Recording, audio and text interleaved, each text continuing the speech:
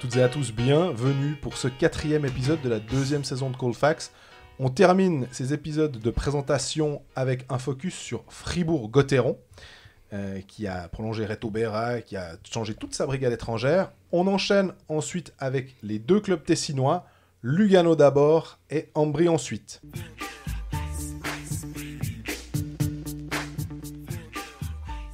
Salut Greg. Salut Jean-Fred, plus qu'un jour là, on est impatient que ça commence. Hein. Ça trépigne.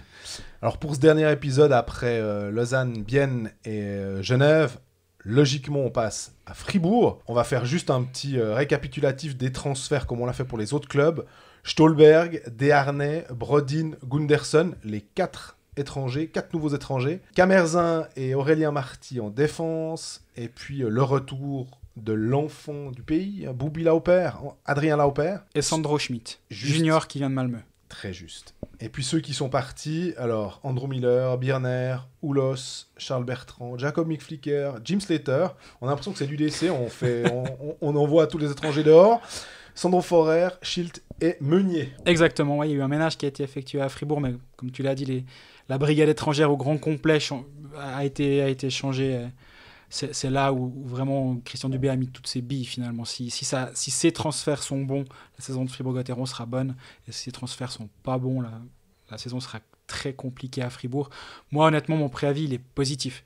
Parce que Desharnais, Stolberg, Gunderson et Brodin sont 4 joueurs qui sont capables d'amener quelque chose là où ça n'allait pas l'année passée. À savoir les situations spéciales. Ils jouent tous et en box-play et en power-play. Ce qui est quand même une grosse différence, qui va faire une grosse différence dans les situations spéciales. On rappelle, Fribourg était 11e en box-play et 12e en power-play la saison dernière. Donc, il n'y a peut-être pas besoin d'être payé trop cher pour se rendre compte que c'était là qu'il fallait progresser. Après, il faut trouver les bonnes personnes. Christian Dubé a, semble-t-il, mis la main sur 4 bons étrangers. De ce que j'ai vu en préparation, ça a l'air de bien tourner à ce niveau-là. Moi, ce que j'aime, j'ai discuté aussi avec lui pour faire un papier sur le... J'en ai déjà parlé, les joueurs de AHL ou les joueurs de NHL. Et finalement, il m'a convaincu, j'ai envie de dire, parce qu'il a identifié des profils. Il a dit, alors, il me fallait tel joueur, il me fallait un buteur, alors j'ai choisi Stolberg. Il me fallait un centre créatif, j'ai choisi David Desharnais. Brodin, qui connaît aussi l'Europe, parce que c'était ça aussi la grande idée de Christian Dubé. Gunderson qui va mener le powerplay. Un Américain, mais là aussi, qui joue en Europe. Ça, je trouve qu'il a été malin, si je puis dire. C'est prendre des joueurs qui connaissent le championnat, peut-être pas tous le championnat de Suisse, mais en tout cas qui ont l'habitude d'être des étrangers ou des joueurs avec des responsabilités en Europe. Exactement, et c'est là où David Desharnais il est intéressant, parce que c'est un joueur qui a mené une première ligne en NHL quand même. Des joueurs qui ont été centres de première ligne NHL, qui ont joué en Suisse, il n'y en a pas eu des pellets finalement, c'est un profil assez unique. Intéressant de voir comment il va s'acclimater. Quand il est passé la première fois à Fribourg-Gotteron, c'était durant le lockout, c'était bien passé, il avait fait 1 point par match durant ses 16 matchs de lockout. C'était il y a quelques années. On rappelle quand même qu'il y a 2 saisons, il est à près de 30 points en NHL, mine de rien, on a tendance à l'oublier. Il fait une saison pas super à Omsk, malgré tout, en termes de points je dis. Malgré tout, ils vont en finale, ils ont, et lui et Stolberg, un impact assez important sur le jeu de Omsk. Ils jouent beaucoup de minutes de jeu. Malgré leurs 32 et 33 ans, c'est souvent un truc où on peut dire ils sont plus tout jeunes. J'ai fait une fois la remarque à Christian Dubé, il m'a dit en rigolant, je fais ma meilleure saison, une de mes meilleures saisons à cet âge-là, et je suis loin d'être le seul dans ce cas-là. Donc pour lui, c'est pas une question. Est-ce que l'âge entre en ligne de compte? Surtout si on parle du côté de Fribourg de Viktor Stolberg, tout le monde dit waouh, lui il va tellement vite, il saute tellement haut, il est tellement fort. Et Stolberg, pour l'avoir vu en préparation 2 fois, c'est le plus rapide, c'est vrai. Il fait 1m95, il est à 100 kg, il a une carcasse à traîner sur la glace, mais il va plus vite que tout le monde. Donc à ce niveau-là, moi je suis pas du tout inquiet. Puis comme tu disais avant, Gunderson et Brodin, c'est 2 rôles que Fribourg n'avait pas avant. Moi je me rappelle pas le dernier poil à gratter, on va dire, qu'il y avait Fribourg-Gotteron. On peut dire Kylian Motet, mais j'ai pas l'impression que cet aspect de son jeu ait un vrai impact sur l'adversaire. Par contre, Brodin, physiquement, il va vraiment amener de l'impact, ce qui n'était pas le cas dans l'équipe de l'année passée. On parlait d'absence d'émotion, d'absence peut-être d'un peu de caractère. Lui peut en avoir.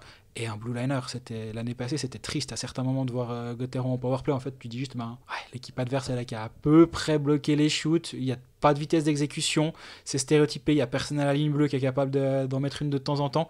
Là, ça va changer.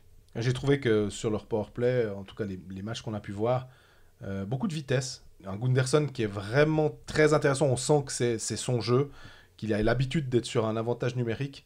Et puis, quand on adjoint des joueurs comme ça à quelqu'un comme Julien Sprunger, qui a signé jusqu'en 2023, capitaine éternel de Fribourg, quand tu as déjà de la qualité, moi je pense que ce serait intéressant. Sur Victor Stolberg, il y a un truc que j'ai bien aimé aussi, c'est dans un article de La Liberté, où finalement il se cache pas, il dit oui, Money Talks, ça fait partie du business. Quand il est parti de Zug pour aller en KHL, il a laissé sa famille en Suisse. Le projet, oui, lui plaît, oui, il y a de l'argent, enfin, c'est pas caché. Et comme ce que tu racontes, c'est qu'il est très très bon au niveau des tests physiques, ça veut dire que le type, c'est un pro, quoi. Ouais, bon, alors par contre, l'impact carbone du Zug Fribourg passant par Homs, je pense que Stolberg, c'est pas un exemple à ce niveau-là. Mais à part ça, effectivement, je pense que ça fait plaisir de le revoir en Suisse. Moi, quand il jouait à Zug, j'adorais Victor Stolberg, donc je suis content de le voir jouer. En plus, un club roman qu'on va un peu plus voir jouer que lorsqu'il était à Zug, ça peut être que bien pour les romans, disons, même pour les fans adverses. Désolé si c'est les Lausannois, les Genevois, les Biennois, mais en tout cas, Stolberg, il va être chouette à voir jouer. Et moi, j'ai quand même l'impression que c'est ce genre de joueurs qui vont traîner dans leur sillage un peu tout le monde. L'année passée, malheureusement, Oulos, il était hyper utile défensivement, mais il faisait pas la différence. Les Mick Flicker, les Slater, la litanie de noms que tu as dit avant, j'en ai pas un qui me vient à l'esprit qui a été capable de sortir Fribourg de la gonfle, que ce soit... C'était pas facile non plus, les Charles Bertrand et les Mick Flicker d'arriver en courte saison. Non, je suis complètement d'accord avec toi. De sauver le truc. Bertrand, on s'attendait à avoir un vrai buteur. Puis finalement, il manquait un petit quelque chose. Mais voilà, je dirais même pas que c'est une erreur de casting. Ça a pas pris parce que c'était comme ça. Moi, j'aimerais bien t'entendre sur une chose. Mark French, c'est quoi sa marge de manœuvre ? Elle est étroite, plus étroite que sans doute que Christian Dubé qui a un contrat plus longue durée, il me semble. Non, bien sûr, ouais. Mark French, mais j'ai l'impression que c'est pas que c'est le mal aimé, mais c'est un peu facile, c'est le fusible que tu as envie de voir sauter, s'il faut en faire sauter un, quoi. C'est le plus simple. Alors que, honnêtement, il a peut-être fait aussi avec ce qu'il avait à disposition l'année passée. Et puis, Fribourg rate les playoffs de très très peu, c'est difficile. On parle de saison pourrie, on parle de saison ratée, mais à 74 points, ou je sais plus, 75, ouais, c'est dur de dire ça. Et finalement, ce qu'on a identifié, et ce que Christian Dubé a identifié, c'est les situations spéciales. Il a tenté de remédier à ça sans trop changer ce qui avait bien marché. Mais Mark French, il sait qu'il aura la pression. Il y a aussi cette nouvelle patinoire qui doit arriver l'année prochaine. Fribourg, on aimerait aussi des résultats. Tu te dis une fois, pas faire les playoffs, d'accord. Mais là, maintenant, s'il te plaît... C'est métronomique depuis 6 ans. Fribourg, ils font play-out, play-off, play-out, play-off, play-out. Du coup, play-off, je pense, cette année. C'est ça l'idée, si le trend continue. En tout cas, là où je te rejoins, c'est que la marge de manœuvre de French n'est pas très très grande. Maintenant, Fribourg, version 2018-2019, c'est la 4e équipe à 5 contre 5. Et ça, mine de rien, on a tendance à l'oublier. Ils ont encaissé 78 buts, ils en marquent 96 sauf erreur. J'ai écrit ça l'autre jour sur le matin.ch. Ouais, c'est quand même pas si mal. Pour une saison pourrie, pour une équipe qui a été, selon tout ce qu'on peut lire à gauche et à droite, et même moi, j'ai pas forcément été toujours tendre avec eux, mais c'est une équipe qui a un différentiel de plus 18 à 5 contre 5. C'est très très bien. Il y a Berne devant, il y a Zug et Lugano, je crois, devant. Lugano qui était aussi désastreux en powerplay l'année passée. Oui. Mais c'est dire à quel point les situations spéciales ont plombé cette équipe. Mais malgré ça, ils sont presque allés en play-off. Moi, le seul truc qui m'inquiète pour Fribourg, c'est leur calendrier. Oui, c'est l'excuse un peu facile. Non, mais quand même. Mais Fribourg va vite avoir pas mal de matchs de retard. Ouais. Et il va falloir être capable mentalement de passer outre ça. Quand Fribourg aura 4 matchs, Bienne en aura 8. Si Bienne a 19 points et Fribourg en a 8, ça reste pas grave en fait. Tu as 11 points de retard, mais tu as 4 matchs de retard. Et ce sprint décollé, on va dire, que Fribourg doit faire, au hasard, ou au passage, avoir un Gunderson pour faire des sprints décollés, il y a une petite blague là derrière, je vous laisse pour ceux qui aiment bien le combiné nordique. D'avoir un joueur comme ça pourrait être utile, mais ceci mis à part, il va falloir mentalement être prêt dès le début du championnat pour encaisser ces matchs de retard. Et on verra s'ils sont capables.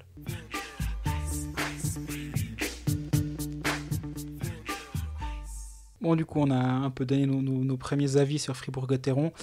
Pour en parler, je me suis assis à table quelques minutes avec Pierre Chouvet de La Liberté. Je lui ai demandé forcément la question évidente à Fribourg, est-ce que les 4 étrangers vont tout changer? Plus plein de petites autres choses, je vous laisse écouter ça. Fribourg-Gotteron qui a tout changé en termes de légion étrangère. C'est ça la clé pour le Fribourg de 2019-2020? Je pense que si on se fie à la saison dernière, c'est le cas, c'est ce qui doit tout changer dans le sens où c'est souvent les étrangers qui doivent faire la différence dans les situations spéciales. Et c'est sur le power play et sur le box play que Fribourg a raté les playoffs. Je pense que Christian Dubé en a tiré les conséquences. Et le quatuor qui a été choisi cette année, il correspond aux besoins spécifiques de Fribourg dans ces exercices-là. Donc pour le power play, donc Ryan Gunderson qui en tout cas a une réputation pas de blue liner avec un tir surpuissant, mais en tout cas il sait bouger la rondelle, c'est surtout un très bon passeur. Et puis Desharnais qui est un playmaker avec un Stolberg qui est un buteur derrière. Donc si on rajoute à ces 4-là un Julien Sprunger, ça nous donne un très très bon premier bloc de powerplay qui a déjà fait ses preuves en match amicaux. Et puis pour le box-play, Stolberg et Desharnais sont aussi 2 joueurs qui ont beaucoup joué à Omsk dans cet exercice-là. J'ai été surpris très bien par la capacité de défendre et de back-checker de Stolberg, qui en tout cas peut-être dans mon imaginaire ou bien de réputation aussi, avait un peu cette image de diva, de joueur qui allait que dans un sens de la patinoire, et j'ai été vraiment surpris en bien. La Légion étrangère doit faire la différence, et on est à un autre niveau que l'année passée si on compare les 4. Christian Dubé, dans la conférence de presse, a parlé de vouloir un top 4 en matière de défense. Les renforts, pourtant, c'est Gunderson, défenseur très offensif, Jérémy Camerzin, qui avait une saison difficile à Berne, et Aurélien Marty, qui jouait très peu à Berne. Est-ce que c'est vraiment réaliste? Je pense qu'à Fribourg, c'est plus le système que les individualités. Gunderson a une réputation de défenseur offensif, mais pour l'avoir un petit peu observé, je le trouve très bon 1 contre 1. Alors, je pense que globalement, il est peut-être un poil moins solide que Hollis, qui était quand même difficile à bouger. Il est un peu plus petit aussi, un peu moins lourd, mais il est assez teigneux. Après, si on regarde un peu les départs et les arrivées, on a Camerzin qui remplace Sebastian Schilt, et ensuite on a Marty qui vient, et au niveau des départs, au niveau des défenseurs, on est plus ou moins bon. Donc si on compare la défense de l'année passée et celle de cette année, je suis pas sûr qu'elle soit, en tout cas individuellement, beaucoup plus faible. Donc avec un gros Reto Berra derrière, normalement ça doit suffire. Après, c'est aussi une question de la gestion du box-play et de la gestion du système qui avait pris un peu de temps à démarrer. Ils avaient pas une des meilleures défenses au début de championnat, et c'est plutôt sur la fin qu'ils ont réussi à réguler un petit peu tout ça. Donc je pense que c'est un objectif réalisable. La saison dernière, box-play catastrophique, power-play catastrophique, c'est quand même des domaines où le coach est directement visé si ça se passe pas bien. C'est quoi la marge de manœuvre de Mark French cette année et le crédit dont il jouait actuellement? La marge de manœuvre par rapport à ce qu'il peut faire sur les situations spéciales, ça dépend beaucoup de lui. Et il a pris énormément de temps à s'ajuster un peu sur le box-play l'année passée. Je pense que c'est quelque chose qu'on peut lui reprocher. Il a fallu presque une demi-saison pour qu'il change 2-3 choses. On savait que Reto Berra n'était pas le même gardien que Barry Brust, qui demandait d'autres choses aux défenseurs. Donc à ce niveau-là, ça a pris un petit peu de temps. Maintenant, je pense qu'il doit vraiment il doit s'adapter aux joueurs qui sont disponibles, enfin des joueurs qui ont été engagés. Je pense que Mark French est une personne très intelligente qui aura pris du temps cet été pour analyser ce qui n'a pas joué. Donc je me fais pas trop de soucis dans sa capacité à se remettre en question. Après, au niveau de la réputation dont il jouit actuellement, je pense que tout le monde a plus ou moins confiance en lui, en tout cas au niveau du club, au niveau des joueurs aussi. Il a une bonne cote, ça c'est sûr. Après, je pense qu'il en est conscient, tout le monde en est conscient que si Fribourg participe pas aux playoffs cette année, ou si Fribourg commence sa saison très mal et se retrouve à 10 points des playoffs au bout d'un certain temps, il échappera pas à un licenciement. Je pense qu'il en est conscient et tout le monde en est conscient. Si on regarde l'été, on va dire, avec la patinoire qui se prépare gentiment, la prolongation très long terme de Reto Berra, la prolongation de Julien Sprunger, On a l'impression qu'il y a un trend assez positif actuellement à Fribourg. Desharnais 2 ans, Stolberg 2 ans. Est-ce que justement Fribourg est en train de franchir un pas dans la hiérarchie, on va dire? Ouais, je suis d'accord avec toi. J'ai l'impression que depuis cet été, on a une vision à plus long terme qu'auparavant. Je pense que c'est rendu possible par la perspective de la nouvelle patinoire qui, avant, on était dans la transition. Là, on est vraiment dans la dernière année de transition. Et Fribourg est en train un peu de s'inscrire dans la durée. Et comme tu le dis, donc il y a des prolongations importantes, donc celle de Reto Berra, celle de Julien Sprunger. On avait peut-être un Kylian Motem qui a été prolongé quand tout allait bien. Après, sa deuxième partie était moins bonne, mais c'est aussi le genre de joueur important à Fribourg qui sera là pour longtemps. On a des étrangers, certains consignés pour 2 ans. Donc oui, il y a un peu une continuité qui va se dessiner. Elle est aussi souhaitée avec Mark French, qui a un contrat de 2 ans. Je pense que Christian Dubé, qui est aussi là pour un moment, il a envie de continuer avec lui. Donc si tout se passe bien, je pense qu'il y aura une continuité. Et on a l'impression qu'après avoir bricolé pendant des années, après avoir dit qu'une année il fallait avoir des bons étrangers, tant pis pour les joueurs suisses, après on s'est dit avoir des très bons joueurs suisses et des moins bons étrangers, que là on est en train un peu de travailler quand même sur le plus long terme. Si on doit se projeter dans cette saison, c'est quoi les attentes pour cette équipe de Fribourg? Alors clairement, je pense qu'ils se doivent d'être en play-off. Alors pour avoir vu un petit peu les pronostics à gauche à droite, ils sont souvent mis entre la 5, 6, 7e place. Je les vois aussi terminer quand même peut-être un poil plus haut que la 8e place, de par leur préparation et aussi du fait que ce qui n'a pas joué, c'était des situations spéciales et que là, ils ont engagé des profils types pour y remédier. Donc ils devraient se qualifier pour les play-offs.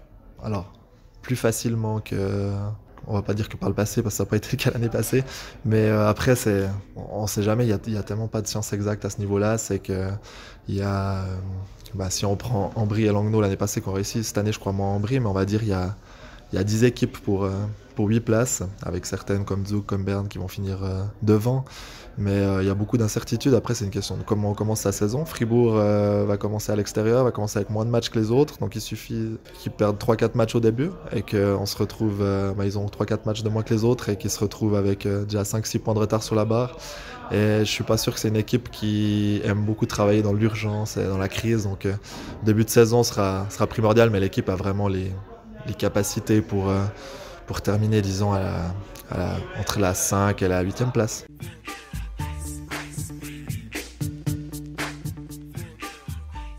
Voilà, alors Pierre qui les vante là en play-off, entre les places 5 à 8. Pour ma part, je vois aussi Fribourg s'être amélioré. J'avais plus souvenir qu'ils faisaient un coup oui, un coup non en play-off, play-out.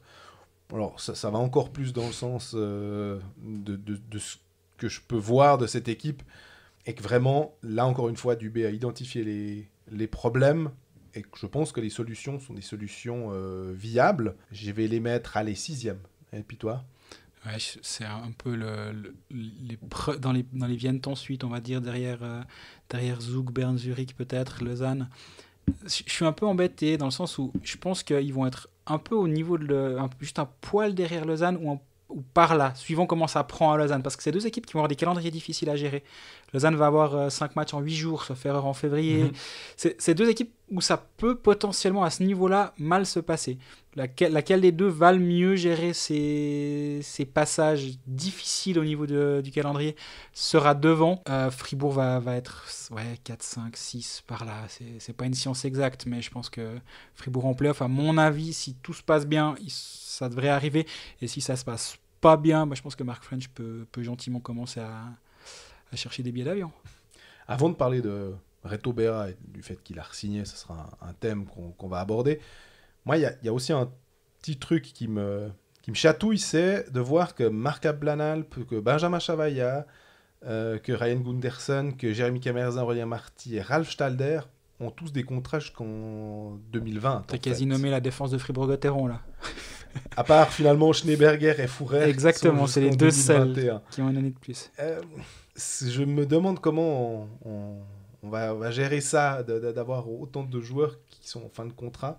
Je ne mets absolument pas en doute leur professionnalisme, je suis sûr qu'ils se donneront à 100%, voire même plus, sur la glace, mais c'est drôle d'avoir aussi peu de joueurs finalement sous contrat après la... Je pense que c'était volontaire en fait de la part de Fribourg-Gotteron, donc de Christian Dubé, parce qu'il y a la nouvelle patinoire l'année prochaine qui va arriver, donc qui dit nouvelle patinoire, on l'a vu un peu partout ailleurs, dit nouvelle rentrée financière, donc peut-être un peu plus de latitude pour construire une équipe. L'idée c'était d'avoir des contrats expirants fin 2020, on y est, donc qu'est-ce qu'il y a sur le marché? Il va être peut-être là le problème de Christian Dubé, c'est que le marché n'est pas ultra intéressant. On l'a vu dans l'épisode numéro 1 de notre présentation d'avant-saison mercredi dernier. Il y a des défenseurs intéressants. Il y a Dave Souter, il y a Thomas Thierry, il y a Phil Battisberger. Je pense qu'il y a même Igor Jelovac ou Benoît Yecker dans un poil moindre mesure. Il y a des joueurs à aller chercher. Le problème, c'est qu'il n'y aura pas que Fribourg sur le marché. Oublie pas David Ebicher qui va revenir d'Amérique du Nord. Je pense que lui, on peut le considérer comme joueur sous contrat à Fribourg la saison prochaine. Si c'est pas le cas, si c'est pas encore fait, c'est sur le point de l'être, disons. Donc, des options, il y en a. L'étranger, tu le remplaces comme tu veux. Donc, tu es déjà à 4, on va dire. Tu as Fourer, Schneeberger, l'étranger et Bichert, tu as déjà 4. Donc, c'est pas si problématique que ça. Après, il faut réussir à en signer 2 ou à en prolonger. Et la question, c'est qui tu prolonges dans cette défense? Pour moi, Stalder, c'est non. Pour moi, Chavaya, c'est plutôt oui. Marty, ça dépend. Moi, j'aime bien ce joueur. Je pense qu'il fait beaucoup de bonnes choses sur la glace. À mon avis, il ne doit pas coûter trop cher. Donc, pour moi, je pense que tu peux conserver Marty, Chavaya et Kamerza. Suivant les performances des uns et des autres, tu peux garder ces trois-là. Oui. Marty, tu peux faire comme Bern l'avait fait l'année passée. Peut-être qu'il est entre deux. Est-ce que tu lui donnes un contrat, on va dire two ways, comme on dit en NHL, mais est-ce que ça peut être une option? Et Bicher, pareil. Est-ce que Bicher, tu le comptes, mais du coup, tu l'envoies à Ajoa une saison pour maturer un petit peu? Mais avec ces trois-là, plus tu rajoutes, Dave Souter et un autre, ta défense, elle tient déjà pas mal la route. Hein. Ouais, c'est juste. Après, on a le cas, on parlait de Berra, on a le cas aussi de Ludovic Weber qui sera en fin de contrat. On aime bien parler du marché des gardiens qui s'est ouvert parce que... C'est animé. Puis la retraite d'Hiller a quand même amené un sacré chamboulement là-dedans. Donc on sait que Bienne sera sur le marché pour un gardien suisse, étranger. On s'est posé la question dans l'épisode de Bienne, c'est Laurent Kleisel qui imaginait, il me semble, peut-être que Ludovic Weber, en disant que comme Berra avait un contrat juste encore pour 5 années, il a prolongé de 4 ans, mais il lui restait une année de contrat. Donc barré pendant, en gros, les 4 prochaines années. Barré l'année prochaine, il faut être clair. Et voilà. Lui, il va du coup se barrer. Et après, pour moi, là, c'est assez limpide ce qui va se passer avec Ludovic Weber. Et sinon, Reto Berra, le move de Christian Dubé d'avoir décidé de le prolonger et puis d'avoir fait en gros tout ce qui était en son pouvoir pour prolonger Reto Berra, difficile d'être contre cette décision. Quand tu signes le gardien d'équipe de Suisse pour 4 ans au-delà de l'année que tu avais encore de contrat avec lui, effectivement, je pense que le move est bon. Il y a beaucoup de directeurs sportifs qui je pense qu'ils doivent être jaloux de Christian Dubé parce que à Lugano, à Berne, à Bienne, même à Genève, si ça se trouve, on n'est pas hyper serein au niveau du gardien. À part Zug qui est serein à long terme, à part Lausanne qui est bien à moyen terme, 3 ans, mais allez, on va dire à long terme quand même, parce que 3 ans, t'es déjà tu vas voir, tu vois un bout. Zurich, Flueller, je suis pas fan, mais... Ouais. Moi je pense qu'à part Zug, Lausanne et Fribourg, les autres ils sont pas sereins en ce moment à ce niveau-là, donc le marché des gardiens étant ce qu'il est, il fallait le signer à finalement pas un chèque en blanc, mais pas loin, puis dire écoute, vas-y, fais combien tu veux, tu prends, ok, c'est parti, on n'a pas le choix finalement. Le marché étant ce qu'il est. Maintenant, Weber, pour moi, il a une vraie carte à jouer, pas cette saison, où il va prendre ce qu'on va lui donner. D'ailleurs, il joue, quand vous écouterez cet épisode qu'on enregistre avant le match de coupe, il aura joué son premier match de coupe. Donc, il aura des chances de briller. Est-ce qu'il est capable, je pense, très clairement. Et à mon avis, ça peut être une bonne solution, un A dans une équipe l'année prochaine, pourquoi pas à Bienne. On a fait un peu le tour de la défense, on a parlé des gardiens. Moi, en attaque, quelque chose qui m'intéresse de voir, on verra si tu es d'accord avec moi, c'est il y a plusieurs joueurs, on parlait à Genève de ces joueurs qui ont peut-être 23, 24, 25 ans, qui peuvent être intéressants. Là, moi, c'est Samuel Walzer, Flavio Schmutz dans une moindre mesure, Mathias Rossi aussi, mais vraiment Walzer, il était annoncé comme centre, peut-être 2e, 3e ligne, très très bonne 3e ligne. J'attends de lui, il a fait 19 points la saison passée, si je ne faisais erreur, 3 buts, 16 passes. Mais on s'attendait peut-être à un step supplémentaire de ce qu'il était capable de faire à Davos. Et j'attends de voir Samuel Walzer me prouver qu'il est vraiment un joueur, un international, ou en tout cas un joueur aux portes de l'équipe nationale, vraiment devant le perron. Qu'est-ce que toi, tu attends aussi est-ce que c'est un joueur qui te... Moi, je pense que l'année passée, Valzer, il fait une bonne saison, mais il a presque dû surjouer un peu trop souvent. Il a été mis avec Sprunger à un moment en première ligne. La ligne de centre à Fribourg l'année passée, c'était quand même très compliqué. Bikoff a pas joué toute la saison à son niveau. Donc, Valzer a été exposé en première ou en deuxième ligne, alors que pour moi, si tu mets Valzer en centre de troisième ligne, tu as un des tout bons centres de troisième ligne de la Ligue. Et si Bikoff joue au niveau qui peut être le sien à certains moments, et quand il est sur mode on, on va dire, ce qui n'était pas le cas durant la préparation du tout, Valzer va être en troisième ligne, va être un excellent centre de troisième ligne. S'il doit compenser plus haut parce que Bikoff n'est pas là, c'est là où tu vas peut-être te dire il pourra apporter un petit peu plus. Donc oui, Valzer doit montrer peut-être un peu plus, mais il est tributaire à mon avis de où il va devoir jouer la saison prochaine. La présence de Desharnais, qui est quand même un centre fiable de première ligne, ça va clairement l'aider dans cette situation. Mathias Rossi, un attaquant qui est capable de planter, c'est un véritable buteur. Il n'y en a pas tant que ça en Suisse, c'est un des buteurs suisses. Lui, s'il est bien entouré et qu'il est dans une bonne phase, ça peut faire du mal. En préparation, avec qui tu l'as vu jouer? Stolberg, Desharnais dès le match 4, je crois, où je l'ai vu, ou le match 3. Et pour moi, c'est une super idée. C'est un buteur, donc Desharnais va le mettre en bonne position. Stolberg va attirer un peu la défense aussi, parce qu'il faudra le surveiller comme il est sur le feu. Donc d'avoir Rossi qui est là, qui a cet instinct, qui a ce sens du but, à mon avis, c'est une très bonne chose. Il a passé 4 saisons de suite la barre des 10 buts. L'année passée, il n'y est pas arrivé. Fin de contrat... Justement, il aura des choses à prouver cette saison. Et je dis pas qu'il n'avait pas envie l'année passée, c'est pas du tout ce que je suis en train de dire. Mais c'est toujours une année un peu spéciale pour les joueurs, l'année de contrat, donc on peut lui faire confiance. Et pour être mis en lumière, sauf erreur, quand il vient de bien à Fribourg, Laurent Clazel me dit, tu verras, si Fribourg fait une bonne saison, Rossi fera une très très bonne saison. Et il l'a pas dit dans l'autre sens, mais je peut le lire avec ce regard-là. L'année passée, Fribourg fait pas une bonne saison et Rossi a pas fait une très très bonne saison. Donc je peux imaginer que si Fribourg progresse, Rossi va progresser. Là aussi, petite alerte hockey manager, il est pas très cher si jamais. Et puis Lucas Lotak, est-ce que, parce que quand on est allé voir le match au Sentier, Lucas Lotak était sur le powerplay, il était à la pointe. Est-ce que c'est encore le cas maintenant? En fin de préparation, non. Il était plus sur le powerplay, en tout cas plus sur la première ligne de powerplay. Avec les 4 étrangers et Sprunger, c'était ça la ligne de ce que j'ai vu le dernier match. Mais lui aussi, c'est un joueur qui a un vrai sens du but. L'année passée, il a fait 11 buts. Il n'a pas fait 5 doublés c'est quelque chose comme ça. Une fois, il n'a pas réussi à planter le deuxième. On n'a toujours pas compris pourquoi. Mais oui, je crois qu'il a 5 doublés et une fois un but. La touche passe c'était cassé l'année passée. 11 buts, 3 passes. Mais c'est une Lotak qui fait 2 fois de suite 11 buts, 3 passes. Buteur, c'est important d'en avoir dans une équipe. Donc lui aussi est... Je pense qu'il a quelque chose à prouver aussi. Fin de contrat, on parlait des défenseurs en fin de contrat, mais il y a aussi des attaquants. Là aussi, ça peut être intéressant à suivre. Adrien Lauper, je disais le retour de l'enfant, mais ce serait plus Sprunger, mais effectivement Lauper aussi qui incarne la Fribourg. Est-ce qu'il va reprendre un peu le rôle de Meunier en 4e ligne? Parce que Adrien Lauper en 4e ligne, pour moi, c'est une bonne chose. C'est un type qui va se donner à fond.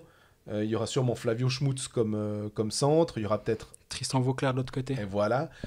Finalement, ça laisse peu de place à Sandro Schmid. C'est dommage. Moi, j'aimerais bien que Sandro Schmid joue en haut toute la saison et pas qu'il soit envoyé à Porrentruy pour jouer à Joie avec Gary Chen, qui serait très content, par contre, lui, d'avoir Sandro Schmid toute la saison. Parce que lui, il fait une belle préparation. Mais il va avoir besoin d'un petit peu de temps de jeu. Et on en a déjà parlé pour d'autres profils, mais c'est aussi le même genre de joueur qui va devoir avoir des responsabilités, on doit lui laisser le temps de faire des erreurs. C'est le cas de certains joueurs à Genève, justement. À Fribourg, on va dire pas le top 12, mais les 4 lignes offensives sont assez denses. Justement, la 4e ligne, c'est Lauper, Schmutz et Vauclair. Difficile d'en déloger un. Puis si c'est pour le mettre 13e attaquant, Sandro Schmid, c'est dommage, autant qu'il aille se développer en bas. Après, là, on est dans un monde idéal. C'est dans un monde idéal, dans un monde où il n'y a pas de blessés, il n'y a pas de méformes, il n'y a rien, il n'y a pas de joueurs envoyés en tribune pour faire un exemple. Dans un monde où tout se passe bien. Donc, oui, j'aimerais bien le voir en haut, mais en même temps, s'il est envoyé à Porrentruy pour jouer quelques matchs en Swiss League, ce serait pas forcément une mauvaise chose dans son développement, disons, surtout si en courte saison il pouvait revenir. On a déjà donné nos pronostics pour cette saison concernant Fribourg-Gotteron. Il y a un autre jeu qui peut être rigolo, c'est Philippe Fourer, plus ou moins de 25 matchs. Là, tu me prends au dépourvu. Oui, je sais, c'est le but. Il est quand même de 1985. Est-ce qu'il n'a pas été justement un peu blessé en cette pré-saison? Il était pas mal ménagé, il était un petit peu blessé, mais là il est de retour aux affaires, il est en santé le jour 1, il jouera normalement. Ouais. J'espère pour lui qu'il va pouvoir faire une saison complète. Parce que Fourer, c'est... La dernière saison complète de Philippe Fourer, Elle remonte. écoute, 2007-2008, il a 43 matchs. 43, 36, 30, 38, 43, 36, 16, 35, 35, 38, 37. Quand il est arrivé... Et 25 l'année passée. Voilà, mais quand il est arrivé, on avait dit c'était notre bémol. Plus toi que moi d'ailleurs, Oui. je m'en rappelle. Il a raison. Parce que toi tu disais que c'était un des défenseurs les plus complets, il n'y a pas de problème. Après, il faut effectivement qu'il joue. Donc, si on suit les statistiques, tu me poses la question de la longueur de la saison, je vais te dire que non, il ne fera pas une saison complète. Mais je l'espère, alors de tout mon cœur, parce qu'on n'aime pas voir des joueurs blessés, peu importe lesquels, surtout en plus c'était très bons joueurs. Ouais, l'année passée, il a eu 25 matchs, il a été blessé 2 fois au même endroit. Apparemment, c'est une sorte d'anomalie mathématique de se blesser 2 fois pareillement, en fait, selon les médecins du club, comme ils avaient expliqué à l'époque. Mais si Philippe Fourer est en santé toute la saison, ça semble impossible. Mais 40 matchs, disons, au lieu de 25, ça peut sacrément aider Mark French aussi.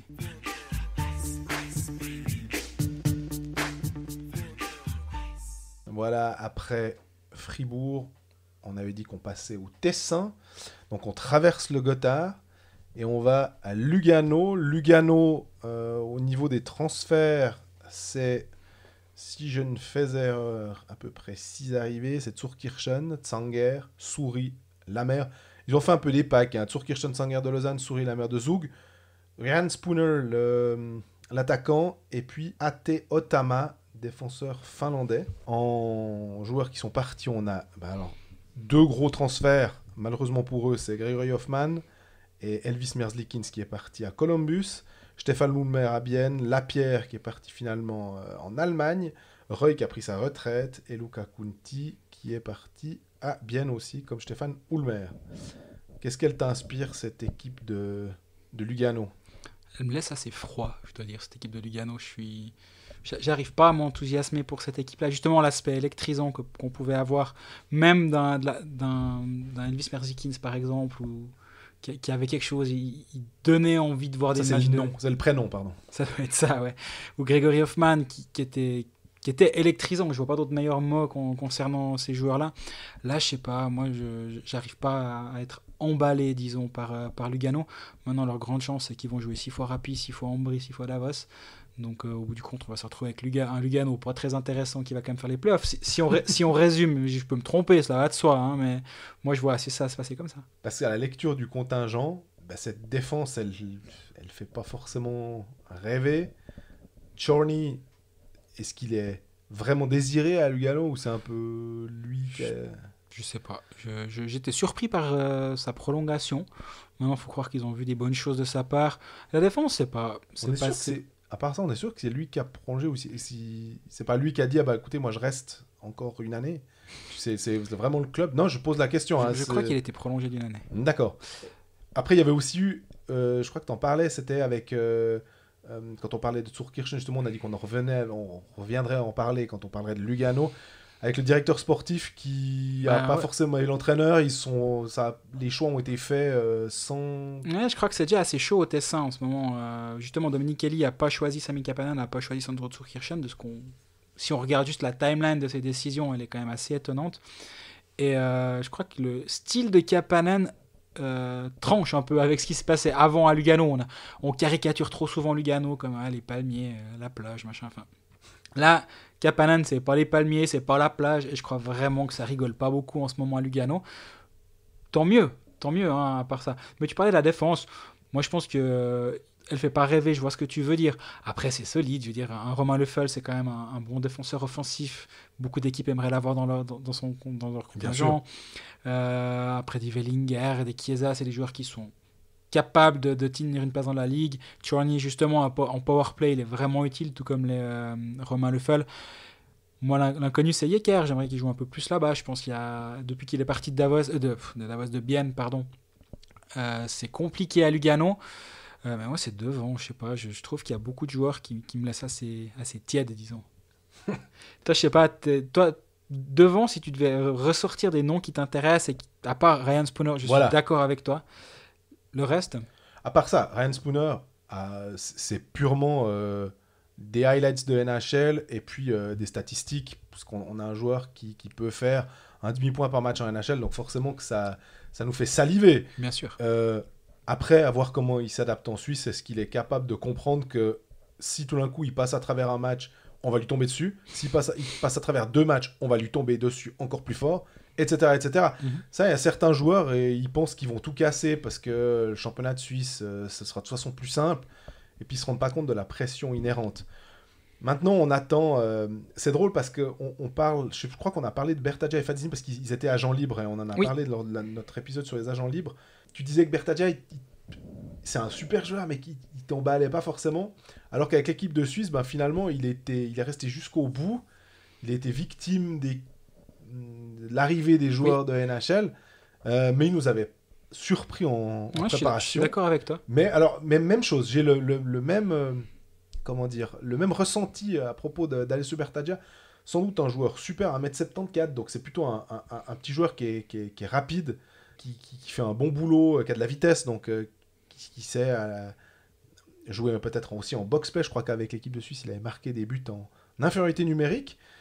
Fazzini aussi. Je me permets juste une petite parenthèse. Oui. Bertaggia à Lugano, c'est un nom qui est facile ou difficile à porter? Bien sûr. Je sais pas, j'ai pas la réponse à cette question, hein. Mais est-ce qu'il est pas né à Zug, à part ça, Oui, il a les 2 ans à Zug en rentrant de WHL. Mais je me demande s'il n'est pas né à Zug quand Bertaggia... Mais je me dis peut-être des bêtises, hein, mais Bertaggia... Il a fait ses juniors à Lugano, Bertaggia. Ouais, pour tous les juniors tessinois, mais qui plus est pour un joueur comme ça où on doit te dire « Ah, mais non, t'es pas comme ton père. » Ouais, ça va pas être simple, mais il a aussi choisi, quand il était à Zug, de repartir à Lugano. Tout donc, à fait. À toi d'assumer, j'ai envie de dire, finalement. Mais on parlait de Fazzini et Bertaggia, voilà 2 joueurs qui seront potentiellement sur le marché, à moins que Lugano et Dominique Elie décide de les garder sous clé en disant non. La caution tessinoise, c'est important ça aussi. Et Fazzini sort d'une saison compliquée, avec Ireland ça se passait pas bien. Lui, je m'intéresse beaucoup plus, moi, voir la progression de Fazzini cette saison, ça m'intéresse beaucoup plus. Et je sais pas, procure plus d'émotion, disons, Luca Fazzini qu'Alessio Bertaggia. Mais là aussi, c'est assez subjectif. Par contre, en parlant d'émotion, il y aura plus Maxime Lapierre. Il va nous manquer un petit peu, lui. Alors, complètement, parce que... Alors, il a un certain âge, mais en play-off, on se souvient, parce qu'on a l'image aussi du Maxime Lapierre de Lugano qui va en finale contre Zurich, et d'un Maxime Lapierre qui était étincelant. Je crois qu'il finit meilleur compteur des play-offs cette saison-là.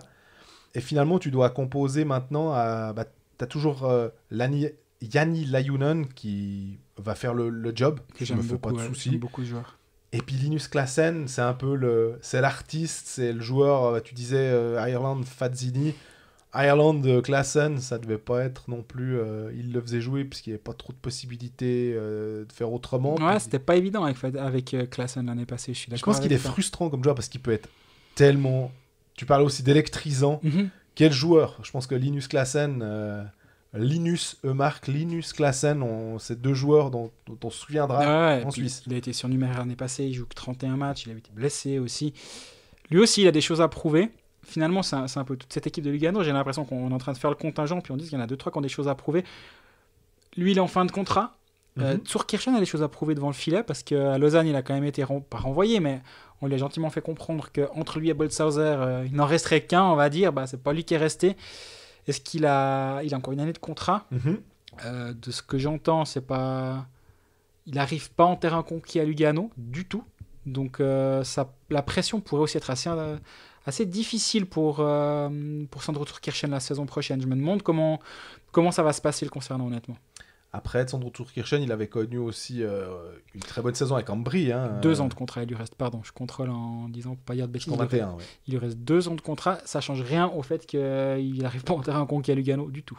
Mais alors, je voulais dire à Ambry, Zurkirchen, en tout cas, est-ce que l'air du Tessin lui fera du bien? Parce qu'avec Ambry, on avait un Zurkirchen qui était dominant. Alors peut-être aussi qu'à Lausanne, voilà, est-ce qu'on attendait plus? On attendait un step de plus de la part de Zurkirchen qu'il n'a peut-être pas réussi à franchir. C'est quand même un gardien. Tu le disais aussi dans l'épisode qu'on a fait à propos du Zone Hockey Club. Ouais, mais il va en demi-finale de play-off et c'est pas le problème. Non, c'était pas lui le problème, je suis d'accord avec toi. Après, je pense qu'à Lausanne, la situation, c'est pas une question d'attente. Je pense que Stéphane est sur le marché, tu prends Stéphane, point. Et je pense que même si Zurkirchen à ce moment-là, donc on parle de l'été passé, c'est à ce moment-là que Stéphane signe, il n'avait pas eu le temps de mettre un patin sur la glace la saison 2018-2019, que c'était déjà clair que soit lui, soit Balthazar serait numéro 2 cette saison. Dans ces conditions, c'est difficile aussi de faire une bonne saison, je pense. Et pourtant, il a fait une très bonne saison. Donc, à voir comment ça se passe là-bas. Mais si on me dit qu'en cours de saison, Lugano a signé un autre gardien, je ne suis pas surpris.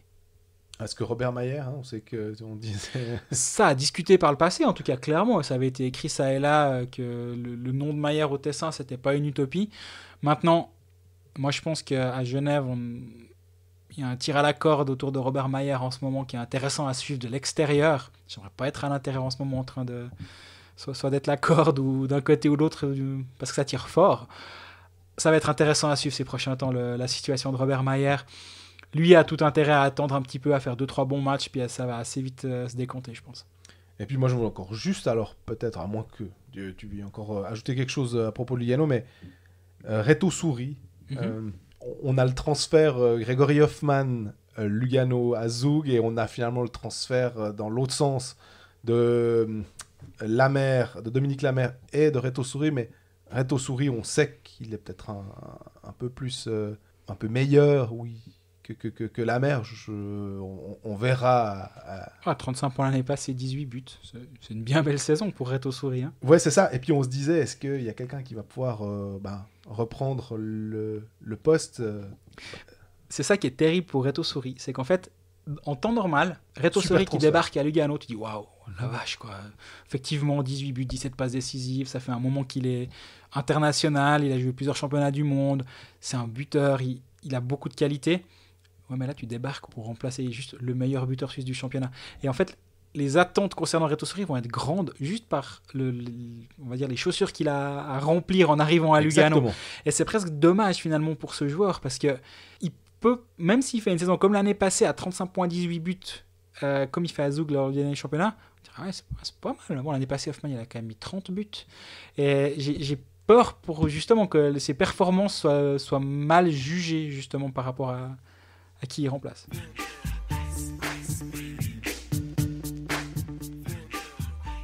Là, géographiquement, on remonte la Léventine pour être au pied du Gothard avec Ambry Piotta qui nous avait surpris la saison passée. Cette année, on a plusieurs transferts avec Sabolic, Slovène, Brent Flynn qu'on a vu à Zug, Rakovina, je ne sais pas si je le prononce juste, mais c'est un gardien. On parlera des gardiens, on verra pourquoi ils ont engagé Rakovina.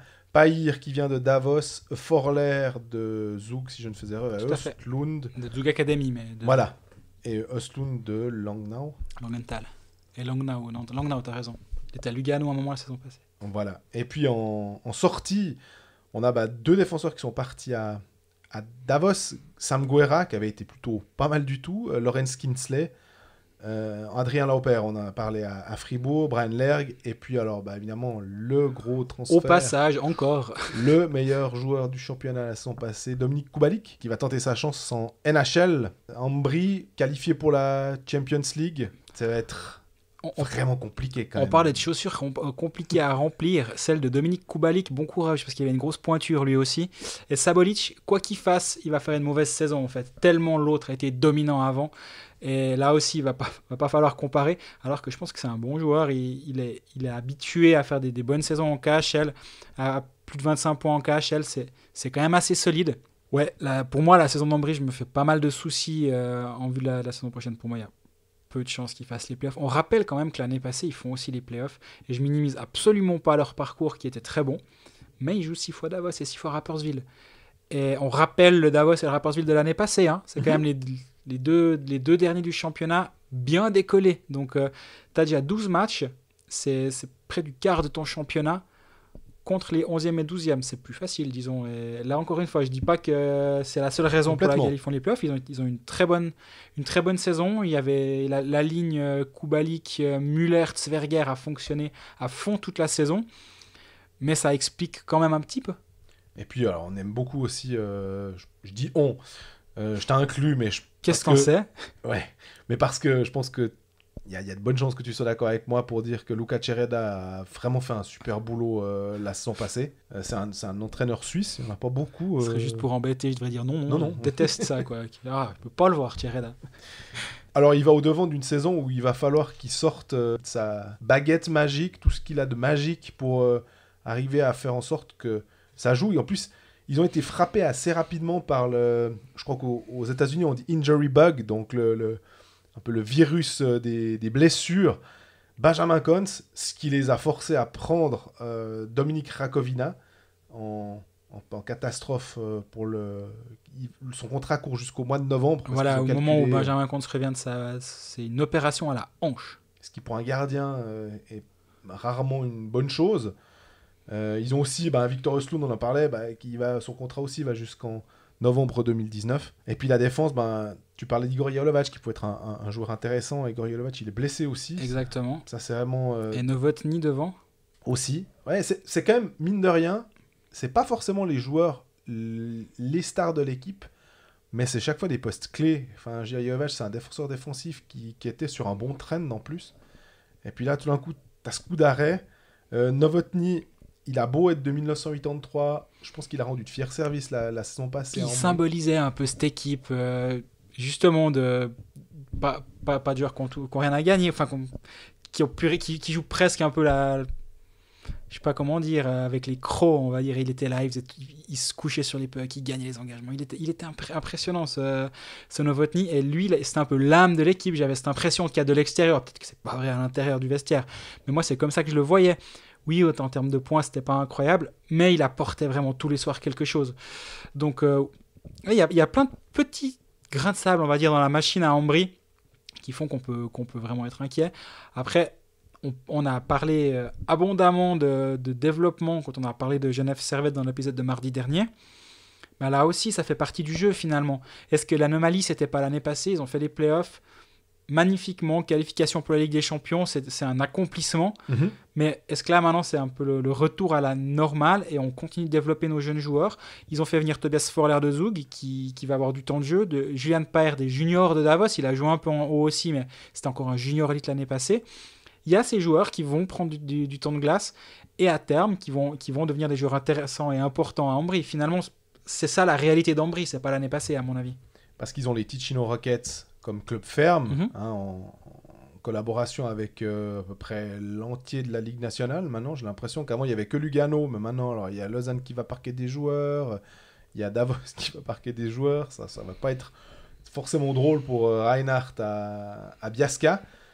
Mais il y a quand même 2-3 joueurs à Ambry qui sont chouettes à voir jouer. Tu parlais de la ligne Kubalik, Müller-Zwerger. Müller-Zwerger sont toujours là. On va voir si Sabolic ou peut-être D'Agostini, je me rappelle plus. Ça devrait être Sabolic, en tout cas, ce que j'ai vu jusqu'à présent. Mais Matt D'Agostini aussi. J'ai l'impression qu'en préparation et en Champions League, là, il marque des buts. Mm-hmm. Il a compris que, comme Kubalik n'était plus là, il y a certains, je ne vais pas dire qu'ils allaient se cacher, mais forcément que c'était un séquoia qui cachait peut-être certains manquements ou peut-être une période un petit peu moins faste pour certains autres attaquants, parce qu'il était là et il plantait ses points. Maintenant, ces points-là, ils vont être dispatchés forcément, si possible, parmi les autres joueurs. Il y en a certains qui doivent monter leur niveau. Je pense aussi à Fabio Hofer, qui nous avait surpris la saison passée. Très bon joueur. Ouais, clairement. Un Autrichien avec une licence suisse. Et puis, tu parlais de joueurs développés. Noël Trisconi, qui est quand même que de 96, mais qui marque en général, c'est 10-12 points par saison. Et peut-être que là, est-ce qu'il passera entre 15 et 20 ? Ce serait déjà un petit step supplémentaire pas négligeable pour Ambry. Autre point positif pour Ambry, c'est qu'ils auront Michael Fora dès le jour 1, ce qui n'était pas le cas l'année passée. Il est parti en AHL, ça s'est pas bien passé du tout. Il a joué qu'une trentaine de matchs avec Ambry. Mais quand tu as Fora, tu as quand même ton défenseur numéro 1, on va dire 2 avec Plastino. Ils ont leurs défenseurs 1 et 2 qui sont là. Ça va aider quand même à compenser le départ de Samuel Guerra à Davos. Donc, il y a deux, trois petites choses intéressantes et positives, mais globalement, c'est inquiétant, je trouve quand même, cette saison. Honnêtement, moi, je crois que j'ai 11 dans mes prévisions d'avant-saison, et je pense que je ne suis pas le seul, ou c'est pas une anomalie de les avoir aussi bas. Je crois qu'on est beaucoup à les avoir comme ça. Tu disais la défense, tous ces joueurs, je pense à Isaac Odotti, on parlait de Forler, on parlait de Payet. Ouais, si tout va bien, s'ils se développent bien, s'ils gagnent quelques matchs, ça jouera, mais ça fait beaucoup de si. On est vraiment avec Ambry, j'ai l'impression que c'est un peu, il y a beaucoup d'hypothèses. On n'a pas forcément des grandes certitudes. Non, je suis d'accord avec toi. Après, j'ai l'impression que Tereda a une marge de manœuvre assez grande, et ça devrait bien se passer pour lui là-bas, parce que justement, les dirigeants sont conscients que ça va pas être une saison facile, qu'un coup comme Dominique Kubalik, tu vas pas le faire chaque année. Et il va vraiment nous manquer, lui, à part ça. Mm-hmm. Qu'est-ce qu'il était beau. Qu'est-ce que ça faisait plaisir d'aller voir les matchs à Ambry, juste parce que tu savais que tu avais 18-20 minutes de Kubalik sur la glace, quoi qu'il arrive. Et ça coupait les moins 15 de la patinoire, c'est ça? Ouais, alors de temps en temps, pas tous les soirs, mais de temps en temps. Ouais. J'ai même une fois le bonnet Colfax pour un match à Ambry, tellement j'avais froid. D'ailleurs, pour ceux qui font partie des gens qui nous ont soutenus durant notre crowdfunding, ils sont en cours de brodage, donc patience. Et puis, avant de prendre congé de vous, on avait envie de revenir sur un point concernant les nouvelles règles qui seront appliquées pour la saison à venir de National League. Qui de mieux pour expliquer tout ça que Stéphane Rochette, l'ancien arbitre et consultant sur MySport. On vous propose d'écouter ce que Stéphane a à nous dire sur les règles les plus importantes à venir pour cette saison de National League. Oui, salut les boys. Écoutez, pas beaucoup de changements cette année au niveau des règlements, pas de révolution. Avec les arbitres, on a insisté un peu sur l'application de certaines règles, comme par exemple le retard de jeu créé inutilement par le gardien, ou lorsqu'un joueur à la défense redonne la canne au gardien. On a spécifié certaines règles existantes où on les a modifiées très légèrement. Ce ne sont pas des choses qui vont être visibles vraiment par l'amateur de hockey ou les spectateurs. Les choses qui seront visibles, il y en a 3. Le premier, c'est le but du patin. On revient en arrière de 2 ans sur la règle. C'est simple. Vous aurez le droit de marquer du patin cette année, sauf et uniquement sauf s'il y a une action distinctive, un mouvement de kick clair détecté par les arbitres qui pourront être vus évidemment à la vidéo. Donc, les joueurs peuvent rediriger intentionnellement le puck dans le goal, le faire dévier intentionnellement, freiner et pousser le puck dans le goal de façon intentionnelle. Dans la mesure où il n'y a pas de kick, il n'y a pas de mouvement arrière vers l'avant, le but est accordé. On a simplifié les choses. La deuxième chose qui risque d'être visible, c'est le coach challenge. Les coachs auront toujours le droit de challenger pour les hors-jeux éventuels. Et dans le cas où ils auraient tort, donc les arbitres maintiennent la décision qu'il n'y a pas de hors-jeu, l'équipe fautive, l'équipe qui a demandé le challenge, sera pénalisée de 2 minutes de banc mineur. Une pénalité qui pourra être purgée par n'importe quel joueur de l'équipe fautive. À noter que les coach challenge pour les hors-jeux, peuvent être en nombre infini, donc il n'y a pas de limite, puisque de toute façon, ils sont pénalisés de 2 minutes. Ils peuvent en demander tant qu'ils veulent. La deuxième chose qui est un peu formalisée, c'est les challenges pour les obstructions éventuelles sur le gardien préalable à un but. Jusqu'à maintenant, tout se faisait de façon informelle. Les arbitres peuvent toujours aller voir de leur propre chef, mais dans le cas où les arbitres ne voudraient pas aller voir une séquence, l'équipe a le droit de demander un challenge pour une éventuelle obstruction sur le gardien. Elle peut demander ce challenge uniquement si elle a toujours son temps mort à disposition. Et dans le cas où elle aurait tort, donc les arbitres auraient confirmé leur décision d'accorder le but, elle perdrait leur droit au temps mort pour le restant du match et aussi leur droit de challenger une nouvelle décision. À ce niveau-là, pas beaucoup de changements, puisque les arbitres vont volontiers, de façon spontanée, voire sans vraiment qu'il y ait de demande officielle. Disons qu'on a fait un peu ça à la mode NHL, on a formalisé la situation. La dernière règle qui va changer, c'est la règle que j'appelle la règle Timo Meyer. C'est-à-dire que les arbitres pourront aller revoir une éventuelle passe avec la main ou une éventuelle cross-out non sifflée par l'équipe à l'attaque en zone d'attaque, préalablement à un but.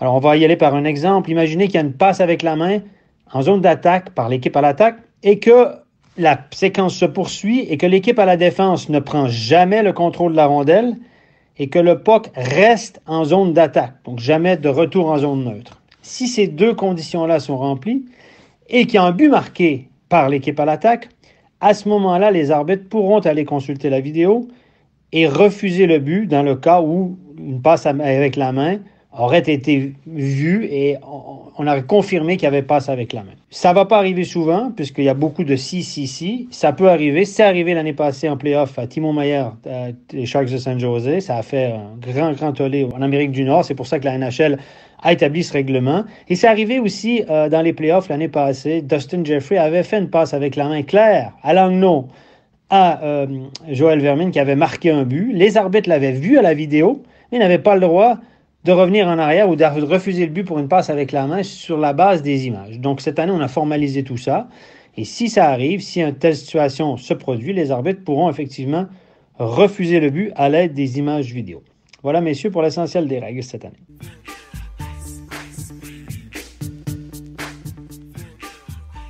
Voilà, on arrive à la fin de notre marathon de présentation. Avant de conclure, on vous rappelle une petite chose, il y a notre Ligue Hockey Manager qui est disponible, on est plus de 250 maintenant dans la Ligue.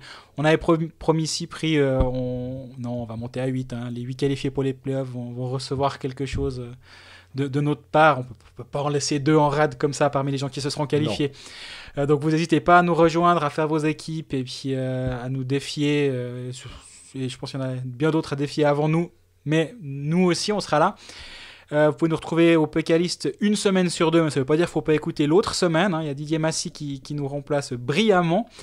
Et sinon, vous pouvez comme d'habitude nous écouter sur toutes les plateformes habituelles, Spotify, SoundCloud, iTunes, et nous poser surtout toutes vos questions. Et puis dès demain soir, on met à la poubelle toutes les grandes théories qu'on vient de faire, puis ça recommence vraiment sérieusement, quoi. À bientôt.